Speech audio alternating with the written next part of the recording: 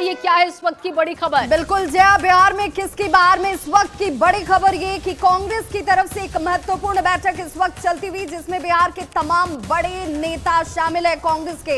हालांकि गुप्त स्थान पर यह बैठक इस वक्त चल रही है और बताया जा रहा है कि महागठबंधन के अंदर सीटों को लेकर जो पेच फंसा हुआ है, उस दृष्टिकोण से कांग्रेस अपनी स्ट्रेटेजी बनाने में जुट गई है। महागठबंधन के अंदर जो इस वक्त खींचतान नजर आती है, उससे ये साफ दिख रहा है, जहां एक तरफ सीपीआईएमएल अपने कैंडिडेट्स को सिंबल बांटना शुरू कर चुका है। हालांकि औपचारिक तरीके से सम्मिलित तौर पर एक प्रेस कॉन्फ्रेंस जिसकी उम्मीद जाहिर की जा रही थी, वो तस्वीर साफ नहीं हुई। इस बीच कांग्रेस की तरफ से ये बड़ी बैठक चलती हुई और बताया जा रहा है कि इसमें संभवतः तेजस्वी यादव भी थोड़ी देर में बैठक को ज्वाइन करने वाले, इस बैठक में वो शामिल होंगे।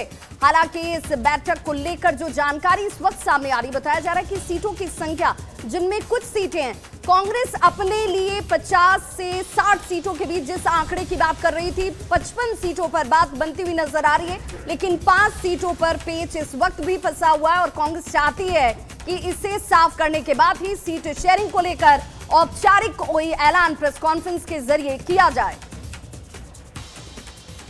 सीटों पर बात बन रही है आप लोगों की। उन सभी विषयों पर जो बिहार के अंदर हमने अपना इंडिया गठबंधन के तमाम नेताओं से जो डिस्कशन किया है, वो डिस्कशन के प्रोग्रेस रिपोर्ट हम लोगों ने सौंप दिया।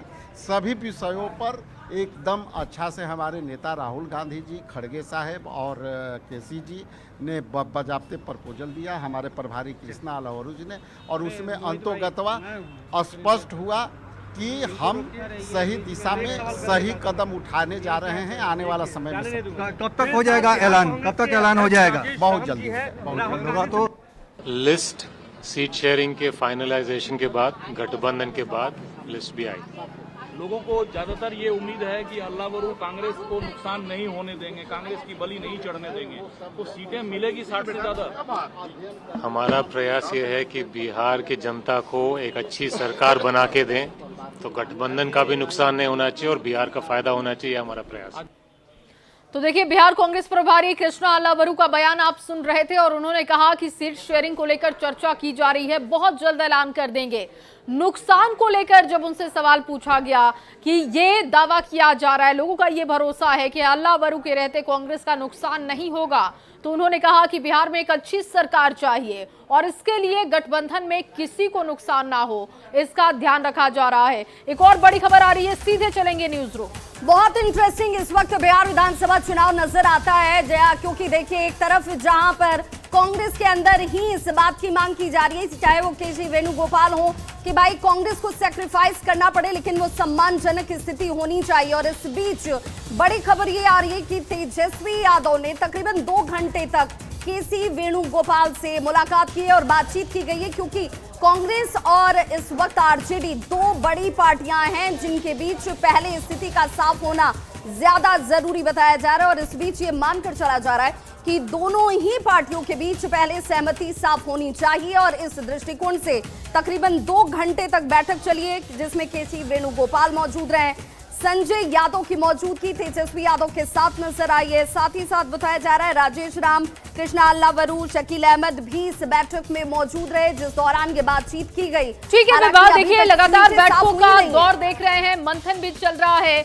और एक जानकारी जो आपने दर्शकों को दी कि कांग्रेस की बैठक हो रही है, गुप्त जगह पर ये बैठक चल रही है, वो जगह कौन सी है ये बताने के लिए अमितेश हमारे साथ जुड़ चुके हैं। अमितेश, जानकारी दीजिएगा। महागठबंधन में लगातार मंथन का दौर चल रहा है, अभी जानकारी एक और है कि कांग्रेस की भी अलग से बैठक हो रही है, उसको लेकर क्या जानकारी आपको मिल रही है?